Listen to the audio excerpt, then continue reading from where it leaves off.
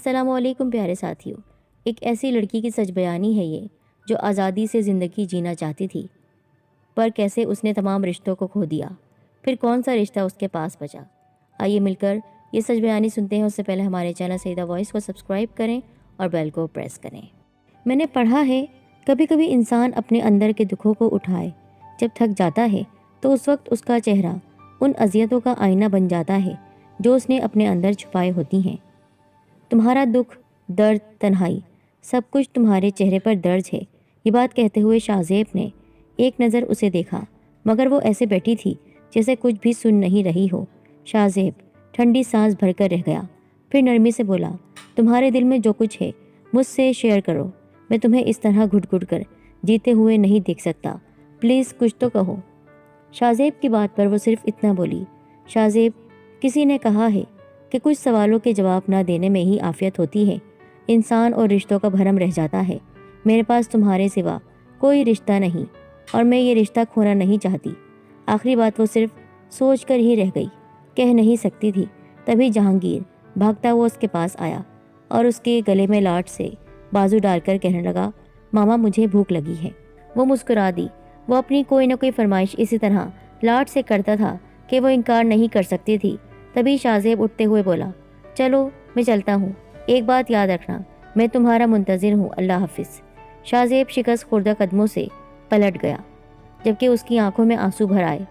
اسے بھی دکھ ہوتا تھا جب وہ امید سے آتا تھا اور مایوس ہو کر واپس چلا جاتا تھا، مگر وہ بھی مجبور تھی۔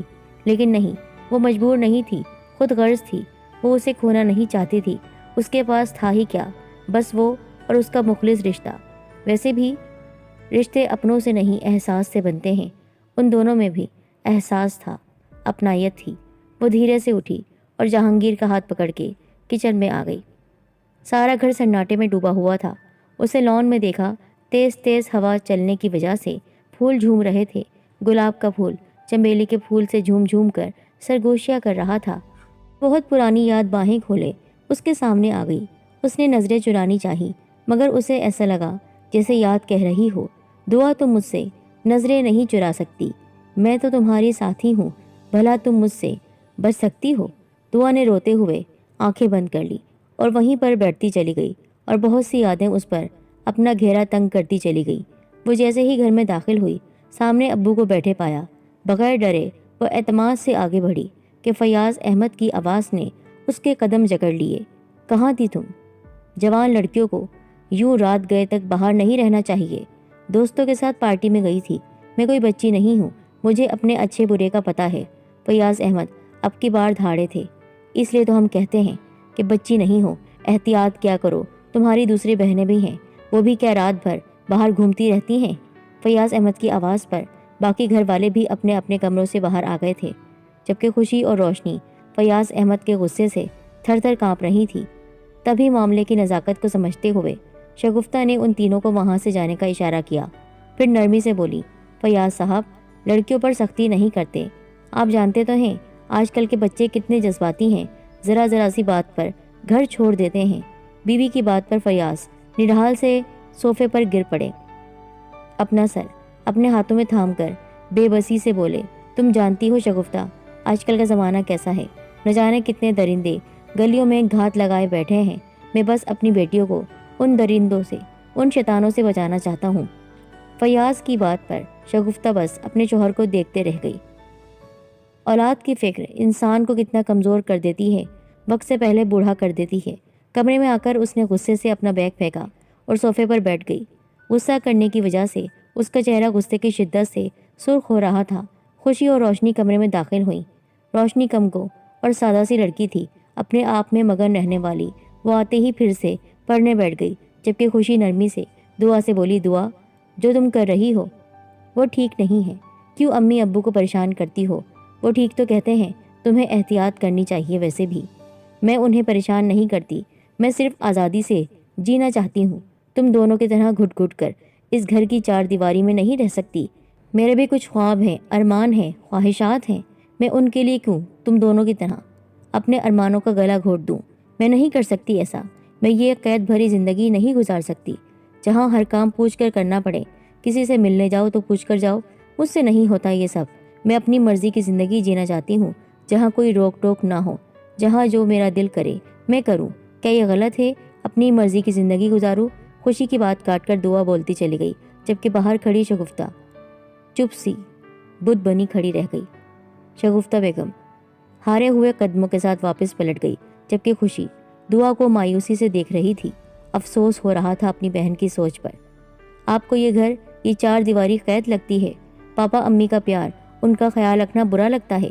پاپا ہماری ہر ضرورت کا خیال رکھتے ہیں، ہر ضرورت کو پورا کرتے ہیں، مانگنے سے پہلے ہر چیز لا کر دے دیتے ہیں۔ پھر کس چیز کی کمی ہے تمہیں؟ آزادی چاہتی ہو تم؟ ایسا نہ ہو کہ ہر رشتے سے تمہیں آزادی نہ مل جائے، پھر کوئی بھی تمہارا درد سننے والا نہ ہو، کوئی غم گسار نہ ہو، کوئی تم سے باتیں کرنے والا نہ ہو، جس کے کندھے پر سر رکھ کر تم سو سکو، اپنی بات کہہ سکو۔ آزاد زندگی گزارنے کی خواہش میں تم اپنے آپ کو نہ کھو دو۔ خوشی اپنی بات مکمل کر کے جا کر سو گئی، اور وہ اس کی بات کو نظر انداز کرتے ہوئے یہ کہہ کر کہ ساری پرانی باتیں کرنی آتی ہیں اس لڑکی کو، ماں باپ کی طرح ہوتی جا رہی ہے۔ بھئی میری زندگی ہے، میرے دوست ہیں۔ اور پھر اس نے موبائل اٹھا لیا۔ افتخار کے کئی میسیجز تھے، وہ پڑھنے لگی۔ دعا، آج تم پارٹی میں بہت خوبصورت لگ رہی تھی، تمہیں دیکھ کر ایسا گمان ہو رہا تھا جیسے کسی پری سے ملاقات ہو رہی ہو۔ یار تم کیا ہو، حور ہو یا پری؟ اگلا میسیج تھا، کل صبح 2 بجے میرے گھر آنا، تمہیں پتا ہے نا کہ میں تمام فرینڈز کو پارٹی دے چکا ہوں، اور وہاں وائٹ ڈریس پہننا، اللہ حافظ۔ میسیج پڑھ کر مسکرا دی اور سونے کے لیے بیڈ کی طرف بڑھ گئی۔ کالج میں کئی امیر ترین لڑکیوں کو دیکھ کر وہ بھی اپنی پسند کی زندگی گزارنا چاہتی تھی کہ اپنی مرضی سے زندگی گزارے گی، کسی کی نہیں سنے گی، اپنی منمانی کرے گی، اور ماں باپ تو کبھی روک ٹوک کر ہی نہیں سکتے ہیں، وہ برے ہوتے ہیں، وہ ہر بات میں نکتہ چینی کرتے ہیں، ہر بات میں ٹانگ اڑاتے ہیں، ان کی تو وہ مانتی ہی نہیں تھی۔ اور اسی خواہش کے پیش نظر اس نے چند لڑکیوں سے دوستی بھی کر لی تھی۔ دوسرے دن دعا تیار ہو کر پورے ٹائم پر افتخار کے گھر پہنچ گئی۔ بیل دینے پر افتخار نے ہی دروازہ کھولا اور پھر مسکرا کر بولا، مجھے یقین تھا تم ضرور آؤ گی، اندر آؤ۔ افتخار کی بات پر دعا مسکرا کر اس کے فلیٹ میں داخل ہو گئی، پھر رک کر حیرت سے بولی، باقی لوگ کہاں ہیں؟ تمہارے گھر والے، لائبہ، نائلہ وغیرہ کہاں ہیں؟ دعا کی بات پر افتخار مسکرا کر بولا، توبہ کتنا بولتی ہو، سانس تو لو، بیٹھو، میں چائے لے کر آتا ہوں۔ افتخار مسکراتے ہوئے کچن میں چلا گیا، جبکہ دعا جھجک کر بیٹھ گئی۔ تھوڑی دیر بعد افتخار چائے لے کر آ گیا۔ وہ چائے پینے لگی، پھر اس کا ذہن تاریکی میں ڈوبتا چلا گیا۔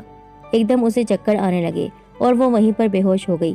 یاد تھا تو بس اتنا ہی کہ افتخار ہنستا ہوا اس پر جھک رہا تھا، اور پھر دعا جو آزادی سے زندگی گزارنا چاہتی تھی، اپنی عزت کو آزادی کی بھینٹ چڑھا گئی۔ اس کے کچھ عرصے بعد آزادی کی قیمت وجود میں پلتے نئے وجود کی صورت میں ادا کرنی پڑی۔ شگفتہ کے پوچھنے پر اس نے اسے سب کچھ بتا دیا۔ ماں کے لاکھ منع کرنے کے باوجود فیاض احمد نے اسے گھر سے نکال دیا۔ پھر دعا نے جہانگیر کو جنم دیا، اور وہ اس ننھی سی جان کو مار کر ایک اور گناہ نہیں کرنا چاہتی تھی۔ خوشی کی بات سچ ثابت ہوئی، کہیں آزادی کے لیے تم ہر رشتے کو نہ کھو دو۔ اس نے ماں باپ، بہنوں کا رشتہ کھو دیا تھا، ہر کسی کی نظر میں وہ بے توقیر ہو گئی تھی، عزت اس نے گنوا دی تھی، بے عزتی اس کی زندگی کا شیوا بن گئی تھی، اس نے اپنے ہاتھوں سے یہ ذلت کمائی تھی۔ فیاض احمد نے اتنا تو حق ادا کیا کہ اس کو اپنی جائیداد میں سے حصہ دے دیا، جس سے دعا نے ایک فلاحی ادارہ بنایا۔ تب اس کی ملاقات شاہ زیب سے ہوئی، جو اسے اپنانے کا خواہش مند تھا۔ وہ اس سے محبت کے بہت دعوے کرتا تھا، ہر وقت اس کے آگے پیچھے پھرتا تھا۔ اب جب اس نے دیکھا کہ شاہ زیب مایوس ہوتا جا رہا ہے اور کہیں وہ اس سے دور نہ چلا جائے، تو اس نے ٹھان لی کہ اب وہ اسے سچ بتا دے گی، سچ چاہے جتنا کڑوا ہو، شاہ زیب کو سننا پڑے گا، اور اگر وہ اس سے سچی محبت کرتا ہے تو سچ سننے کے بعد وہ اس پر یقین کرے گا اور ہمیشہ اس کا ساتھ دے گا، اور پھر وہ شاہ زیب سے شادی کر لے گی۔ اس نے شاہ زیب کو ایک دن اپنے گھر بلایا اور کہا، بہت ضروری بات کرنا چاہتی ہوں شاہ زیب۔ اس نے کہا، میں تو منتظر ہوں، تمہیں گھٹ گھٹ کر دیکھ رہا ہوں کہ تم مر رہی ہو، کوئی گھر والا تمہارے پاس نہیں ہے، کوئی اپنا تمہارے پاس نہیں ہے، تم اکیلی اتنا بڑا ادارہ چلا رہی ہو، آخر کیا ہے تمہاری زندگی کا راز، تم مجھے بتاؤ تو صحیح۔ اور پھر اس نے اسے سب کچھ بتا دیا کہ وہ آزادی چاہتی تھی، وہ گھومنا پھرنا چاہتی تھی، اس کے کئی دوست تھے، اور انہی دوستوں میں سے ایک دوست نے اس کی عزت لوٹ لی، اور اس کی عزت لوٹنے کے بعد جو بچہ پیدا ہوا وہ آج جہانگیر کی صورت میں وہ دیکھ رہا ہے۔ وہ اس کو سچ بتا کر مطمئن تھی۔ وہ سمجھ رہی تھی کہ وہ اس سے کہے گا اس میں تمہارا تو کوئی قصور نہیں ہے، وہ خراب شخص تھا، وہ گناہگار تھا، وہ شیطان تھا جس نے تمہارے ساتھ ایسا کیا، بے ہوشی کی حالت میں ایسا کیا، تم تو ایسا نہیں چاہتی تھی، لیکن ایسا کچھ نہیں ہوا۔ بات مکمل کرنے کے بعد امید بھری نگاہ شاذیب پر ڈالی جہاں نفرت کے سوا کچھ نظر نہیں آیا۔ مکار عورت، فریب دیتی رہی، اتنے عرصے سے پارسائی کا ڈھونگ کیا، میرا وقت برباد کیا، خود کو شریف ثابت کر رہی تھی۔ میں سمجھ رہا تھا کتنی اچھی عورت ہے، لوگوں کی مدد کرتی ہے، یہ ادارہ چلا رہی ہے، یہاں پر کتنے غریب اور مسکین ہیں، لوگوں کے لیے کتنی مہربان ہے، پر تو بہت ہی بری عورت نکلی، تو بازارو عورت نکلی۔ تیرے اتنے دوست تھے تو ظاہر سی بات ہے کسی نہ کسی کو تو تیری عزت لوٹنی ہی تھی۔ جب رات رات بھر گھر سے باہر رہے گی، ماں باپ کی نہیں سنے گی، ان کو ذلت اور رسوائی دے گی، تو کیا تیری عزت محفوظ رہے گی؟ اور یہ بچہ جسے اپنے ساتھ لیے بیٹھتی ہے، یہ ناجائز ہے۔ ہاں، میں تجھ سے شادی اب نہیں کرنے والا ہوں۔ تو نے مجھے سچ بتا کر اپنے لیے بہت برا کیا اور میرے لیے بہت اچھا کر دیا۔ آج کے بعد تیری یہ منحوس صورت میں نہیں دیکھنا چاہتا ہوں۔ مجھے فضول میں اپنے چکر میں تو نے ضائع کیا۔ اتنے سالوں سے تیرے در کے چکر لگا رہا ہوں، تیرے آس پاس پھر رہا ہوں کہ کس طرح موقع ملے اور تجھ سے فائدہ اٹھاؤں، پر نہیں، تو نے میرا وقت برباد کر کے بہت برا کیا۔ جا رہا ہوں میں۔ دعا بہت سی نظروں سے گری تھی، یہاں تک کہ خود کی نظروں سے بھی گر گئی تھی۔ تمام رشتے چھوٹ گئے تھے، لیکن آج وہ رشتہ جس کی طرف وہ بڑھ رہی تھی اور سوچ رہی تھی اس کا ہم سفر ہوگا، اس سے اپنائیت رکھتا ہے، اس سے محبت کرتا ہے، اس کو سمجھتا ہے، اس کے دکھ درد کو بانٹتا ہے، اس کے آنسو صاف کرتا ہے، پر وہ تو زہر اگل رہا تھا، اتنا زہر، اتنی نفرت۔ وہ ہنسنے لگی۔